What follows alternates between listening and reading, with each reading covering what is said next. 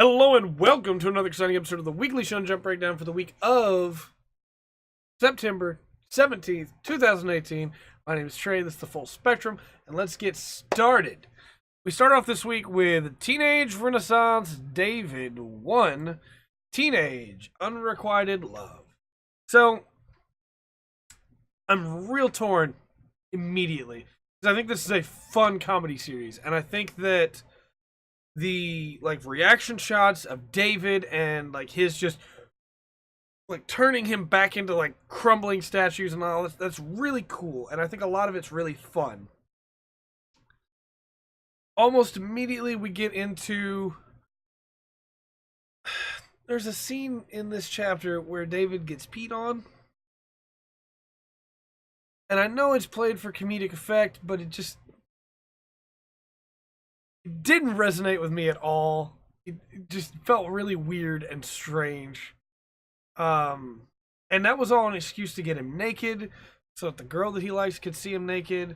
I did think it was pretty funny having, his little partner say Chow. I thought that was pretty cool.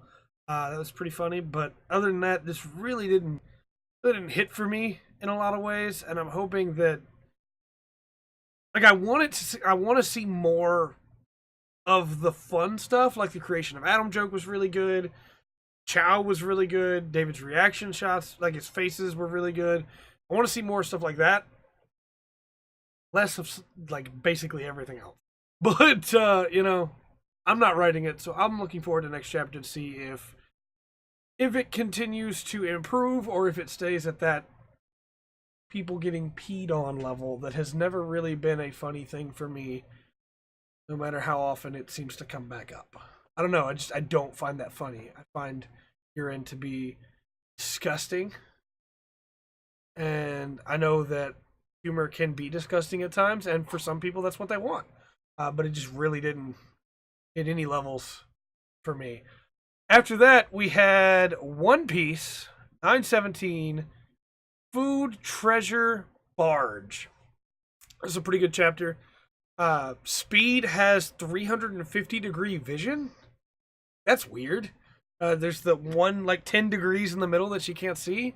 But that's really strange. She's also a horsewoman. So we have a horsewoman now, a centaur woman, in One Piece. So that's interesting.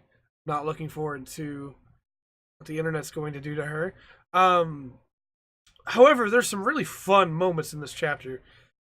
The Igumi claiming the fire, not putting the fire out at first, but instead claiming the fire. They had to be the first ones to get there, and they claimed the fire as their own. And then they start putting it out. And something about the idea of firefighters showing up and just literally going, "We claim this fire in the name of the Igumi." That was really funny to me. I also thought that getting to see, Login and Jack was here, all that was really cool. And then the moment where Luffy and Zoro just and just move was really cool. And it was all over for Hold'em when Tama told Luffy the reason why her cheeks were all messed up. And it was that Hold'em had been using pliers. And Luffy just goes off the deep end, snaps, and just takes him out. And it was really cool. So I'm fully expecting for this to all just continue to fall apart. I thought the idea that I was kind of hoping that the food barge would be hey, actually there are people that need this food and not just the stereotypical, we're the good guys, we have all this food, we waste it while the poor people starve. But, oh well. I'm taking the food barge with them now, so it's fine. I thought this was a lot of fun. We also found out in this that Shuten Maru is the leader of Okiku's group of bandits. So that could be interesting. I'm excited to meet Shuten Maru. But it's a fun chapter. I liked it a lot. After that, we had My Hero Academia 173, or 198, that's how words work. Know where you stand counts. Looking right on it. This was a really fun chapter as well. The teachers weighing in on the weaknesses of the students and the mistakes that they've made. As the kids brainstorm to try and come up with new ideas to work together. That was really cool. I thought Kendo challenging Momo And Kurohiro challenging Tokoyami was really cool, getting to see the interplay between the classes, especially since we still don't know that much about Kendo, and this chapter, gave us a lot more information about how she's basically the big sister to her class, and we knew basically nothing about Kurohiro, but now we know that he can control anything dark, and if it can move already, he can move it. So he takes control of Dark Shadow, and it's pretty cool. Tokoyami literally calls him his foil, and then reveals that he has a move he worked on with Hawks called Black Fallen Angel. So yeah, Tokoyami just going all in on the Chunin. But another cool little thing that I saw in this chapter that I thought was really interesting was that Dark Shadow does not call Tokoyami or Master. He calls him Fumikage, because they've been around together like forever. So he calls him by his first name. I thought that was a really fun little nice detail that was pretty cool. Yeah, this was another really good chapter. Just not a lot really to get into. I'm sure there's a lot to really dig into if you just really examine it, but it was a fun chapter and I enjoyed it. After that, we had Black Clover 173, the battle for Clover Castle. We get to see that Langris's former behavior is finally being addressed, which is really cool. Not that it matters now because the elves are attacking the capital. And then we get to see Jack the Ripper again. And Jack the Ripper is one of those captains. He's right up here, right here. That's him. He's one of those captains that didn't really get a lot of development before, so it's really cool to see him come back now. And to find out that the blades that come out of his arms can be honed to cut specific types of magic. With him teaming up with Yami, they are going to be able to carve their way through. And it's interesting that Finral is kind of just standing back there not really doing anything, because you know that once they get to Langris, like when Langris shows up again in here, Finral's going to have his hands full. I thought that was all really cool. And this was another enjoyable chapter. There wasn't a lot, really, because it was just another, like, moving forward, getting stuff done. Jack the Ripper was the big surprise, but I thought it was really cool. Also, his use of the phrase hijacked bodies, because he recognizes those are not the same people, but it will not stop him from cutting them down. So, that's cool. Following that, we had Dr. Stone 74, Fateful 20 Seconds. So, there's some big things in this chapter. First off, the fact that Ukyo's deal with Senku is that nobody dies, which includes, I'm assuming, Tsukasa and Hyoga. Nobody gets to die. That's the deal for Ukyo to work with them. And then this amazing moment where Tsukasa goes to mourn Yo, because Yo faked his own death so that he could, take the blame himself for Chrome getting away and nobody else would get in trouble for it. And in the process of mourning for him, he remembers, of course, all the other, like, Tsukasa soldiers that went with Hyoga to try and get Senku, who died to the poison. And decides to, bury Yo's mask at the grave of his allies. And at that grave, which was originally for Senku, which became the grave for those whose bodies could not be recovered, he digs the ground aside, and of course that's when he sees the phone. And the panels that follow, the reason I gave all that setup was to explain the panels that follow are masterful, in my opinion, and absolutely amazing. Because they convey the rage, but the calm anger. Like not serene, but like the simple fury of Tsukasa as he reaches down, pulls it out of the ground, and yanks it down. He's not yelling, he's not throwing a fit. He's very calm, but he's very angry. And this all, comes together with the idea that, hey, it's, we're going to fight. And they think they're getting the upper hand, but there's no way that Tsukasa's not ready after finding that. There are also other, like, few small things here. Hyoga not remembering their name, and Ukyo remarking that, there's going to be a fight between Tsukasa and Hyoga eventually for power. Taiju finally showing back up again officially and joining up with the good guys. Reaching for a hug with Senku that Senku is able to dodge. And I thought it was just a really nice little touch. Here we go. Because the battle begins now. They have a crucial 20 seconds, and we'll see how they capitalize on them. After that, we had We Never Learned 79. He struggles again due to X. at a new location. This chapter was pretty good. It was definitely a fan service chapter, but there was some fun character moments in it, I guess you could say.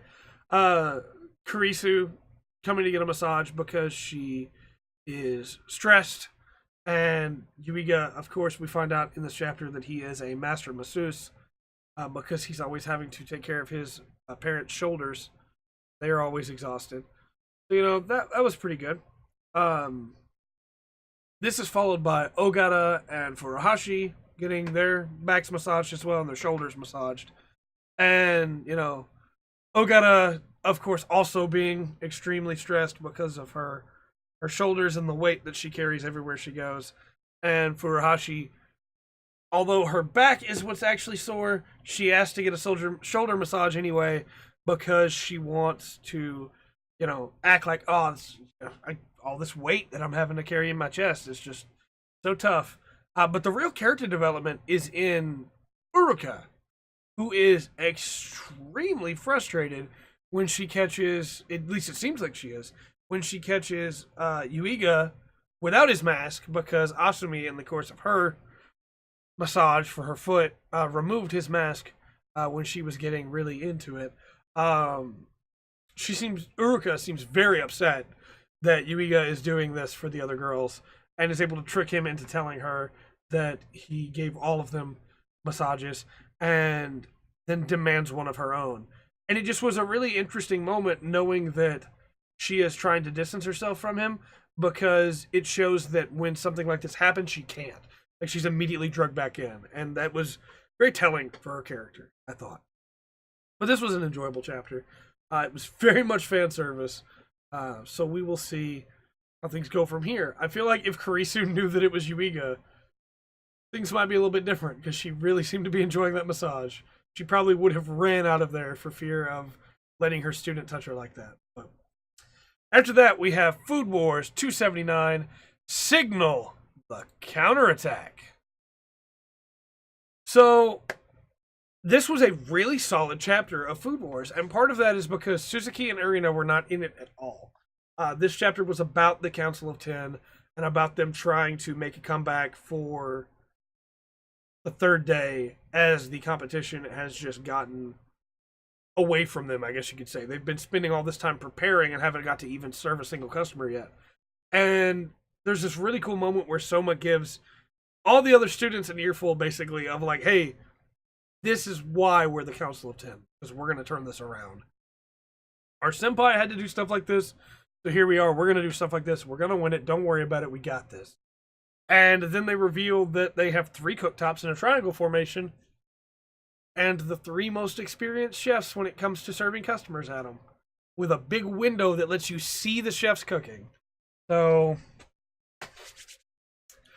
next chapter gonna be real good as we get into them actually serving customers and having to build up the amount of money they have to get, the 3 million yen. But it was a fun chapter. I liked it a lot. After that, we had the Promised Neverland, One More Move. Chapter 103, One More Move. We get to see some really cool moments of them finding the temple, and there's only one demon there, and then they have to put together stuff together. There's a lot of evocative imagery of books and charms, and a demon without a face skeleton, and the meeting of night and day on the ceiling. There's a bunch of stuff going on there. But while they outline the plan, come under attack from Andrew. I liked this chapter. I thought it was pretty cool. I thought that we spent a lot of time at the temple, but we really needed to, because it's weird and foreign and strange, and they don't really understand it. But they come back with some golden water, and Emma is trying to tell them all that this is the secret when Andrew attacks. So I feel like next chapter somebody dies, because Andrew's not alone. But we will see. Regardless, we've gotten to the point now where things were going too well and they are about to start to fall apart. So I fully expect some character death very soon. But we shall see. We shall see. Finally, for the week, we had I'm From Japan 1. I'm From Japan. This is my chapter of the week. And it's really weird, but I love it.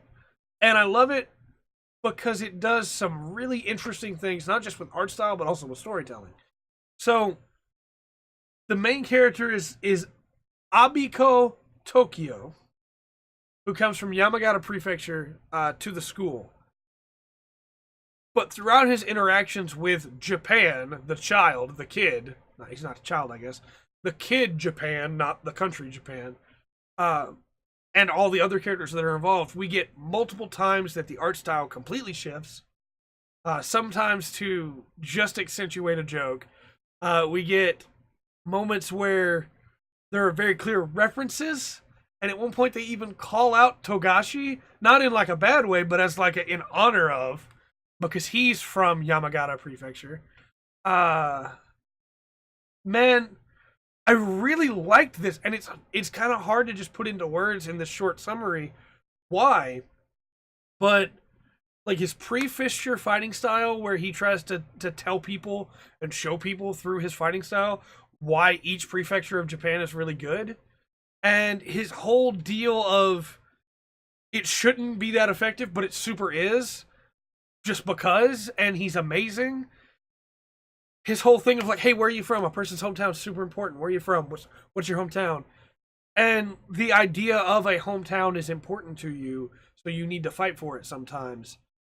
It was just a lot of fun. The references to Hakusho, the references to Fist of the North Star, the fighting, it was pretty cool, and I really liked it. There was never really a moment where I was like, come on now, let's move on. It was pretty nifty. I liked it a lot.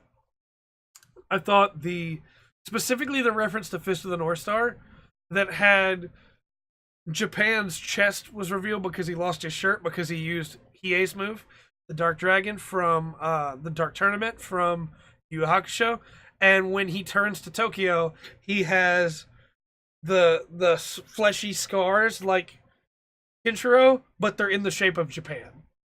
And so he says that he carries all of Japan on his chest. And it's like, all right, yeah, it's pretty cool.